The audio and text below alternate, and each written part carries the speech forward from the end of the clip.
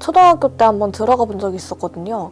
근데 그때도 이제 실험 내용이랑 똑같이 나쁜 사람들이 이렇게 접근을 해와서 저에게 성매매를 요구를 하고 알선을 해주겠다고 요구를 하고 그런 일들이 있었어요.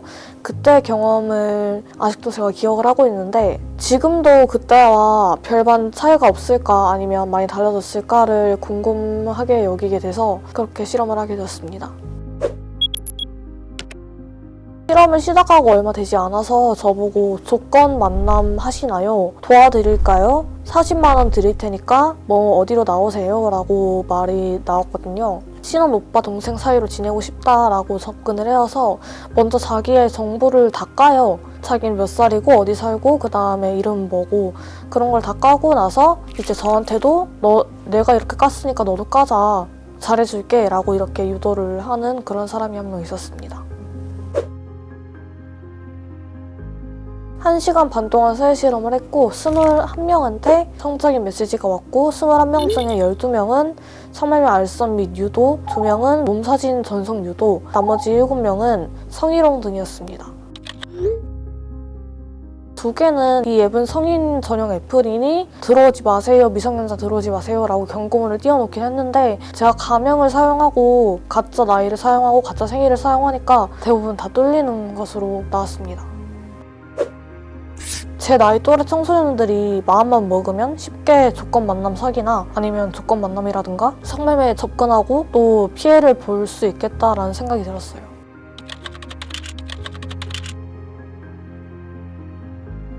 안녕하세요. 저는 10대 여성인권센터에서 사무국장으로 근무하고 있는 권주리라고 합니다. 10대 여성인권센터는 사이버 사기에서 성착취, 성매매 피해에 노출된 아동 청소년들을 발견하고 아이들을 성착취에 이용하는 알선자 구매자들을 신고하는 활동도 하고 있고요. 상담소랑 성매매 피해 아동 청소년 지원센터 저희 기관에서 직접 지원하는 두 사업이 있는데요. 그 사업에서 직접 지원, 피해 지원을 하고 있습니다.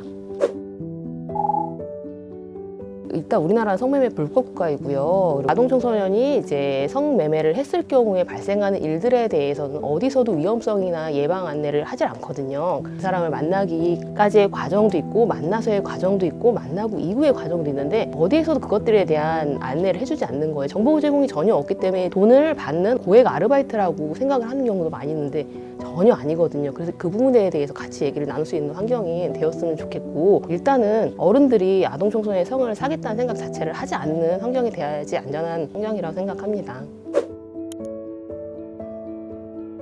많은 분들이 아동 청소년이 어떻게 성매매에 이용이 되는 경로가 어떤 경로예요? 라고 많이 물어보세요. 근데 드리는 답변은 딱 하나예요. 모든 경로입니다 라고 말씀을 드려요. 아마 아동 청소년들이 사용하고 있는 모든 플랫폼을 성인 저희들도 똑같이 사용하는데 같은 플랫폼 내에서 어떤 일이 발생하는지를 착취자들, 성착취자들만 아는 거죠. 채팅 어플이 많은 경로라고 말씀들을 많이 하세요. 근데 채팅 어플 뿐만이 아니라 사실은 아동 청소년들이 사용하는 어플들, 고민 상담하는 어플도 있고 중고거래 어플도 있고 여러 가지 어플들 많이 있잖아요. 아동 청소년들이 사용하는 어플 그리고 SNS, 익명을 기반으로 한 여러 가지 플랫폼들이 다 사실 경로라고 보여집니다. 지인들을 통한 알선도 있어요. 학교 선후배들이 학교 폭력으로 성매매를 알선해서 피해를 경험하는 일들도 있고요. 친구들이 내가 이거를 해보려고 하는데 무서우니까 같이 가줘라고 해서 같이 나갔다가 피해가 발생하는 경우도 있고요. 굉장히 사실 경로도 다양하고 사이버 플랫폼 같은 경우는 사실 모든 플랫폼에서 발생하고 있다라고 말씀을 드리고 싶습니다.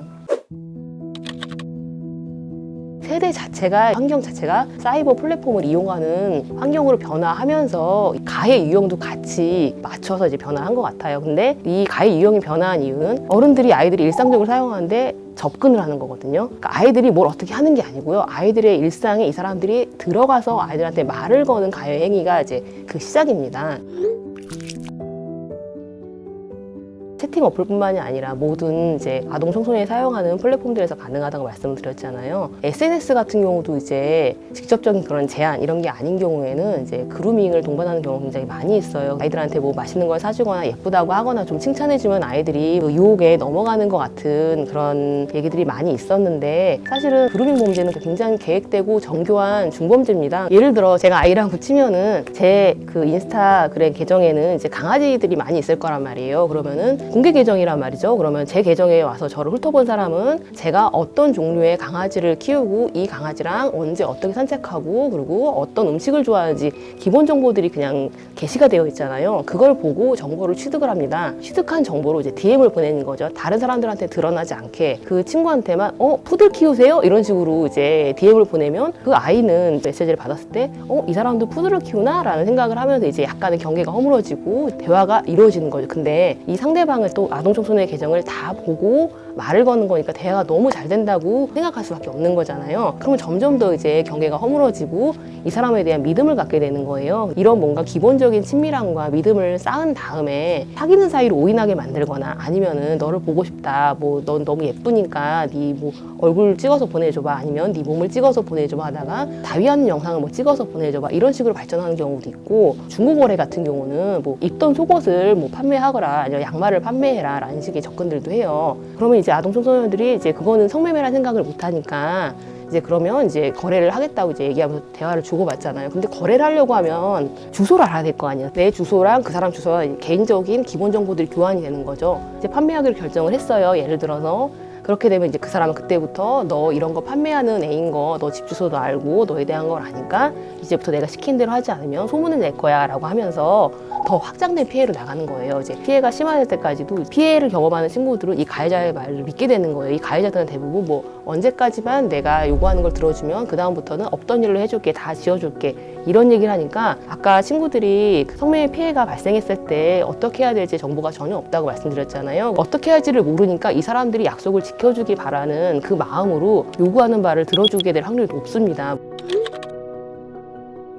사실 저는 덫이라고 생각하거든요. 성매매로 연결이 될 거라고 생각하지 못한 상황에서 발생하는 성매매들이 굉장히 많이 있습니다. 그래서 성매매로 귀결이 되는 거죠. 이제 시작은 성매매로 시작하는 게 아니어도 일단은 그 덫 때문에 내가 그만두고 싶어도 그만두기 어려운 환경들이 만들어지는데요. 실제로도 성매매 상황까지 이제 귀결이 됐을 때 그 상황 안에서도 발생하는 여러 가지 변수들이 있잖아요. 상대방이 한 명일 수도 있고 현장에서 아이를 착취하는 사람이 한 명 이상일 수도 있는 거잖아요. 그 상황에서는 내가 어떻게 할 수 있는 것들이 없어요. 내가 안전을 담보가 받지 못하는 거죠. 성매매 상황에서 사진 영상 촬영을 불법적으로 당하는 경우도 많이 있고, 불법적으로 촬영 당한 걸 모르고 있다가 이제 나중에 헤어지고 그때부터 또 내가 그때 너를 찍어놨는데 이걸 유포할 거야, 유포되지 않으면 어떻게 해야 되겠어 라고 하면서 또 다른 일로 이어지는 거죠.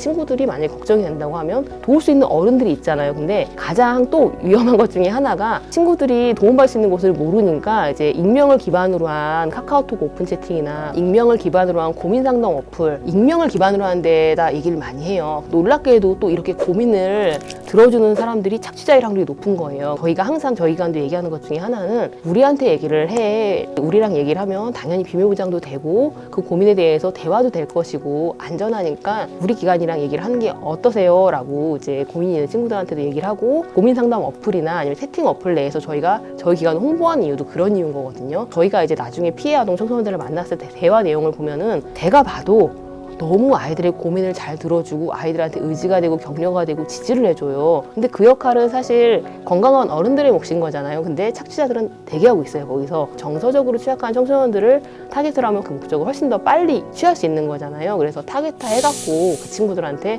접근을 하는 경우가 많이 있어서 꼭 공인된 전문기관과 상담을 하라고 저희도 안내를 하고 있습니다. 성매매 피해 아동 청소년들 자발이든 강제든 어떤 이유로 상관없이 성매매 피해가 있을 경우에는 이제 법적으로 모두 보호받게 법이 개정이 되었어요. 그래서 2020년 11월 20일부터 지금 개정된 아청법이 시행 중에 있고요. 개정된 법에 근거해서 전국의 성매매 피해 아동 청소년 지원센터들이 17개소가 개소가 되었어요. 가까운 곳에 도움을 요청을 하시면 되고요. 어딘지 모르겠다라고 하시면 저희 기관에 연락을 주시면 저희가 이제 가까운 지역에 도움받을 수 있는 기관들을 안내해드리고 있으니까 언제든지 연락을 주셨으면 좋겠습니다.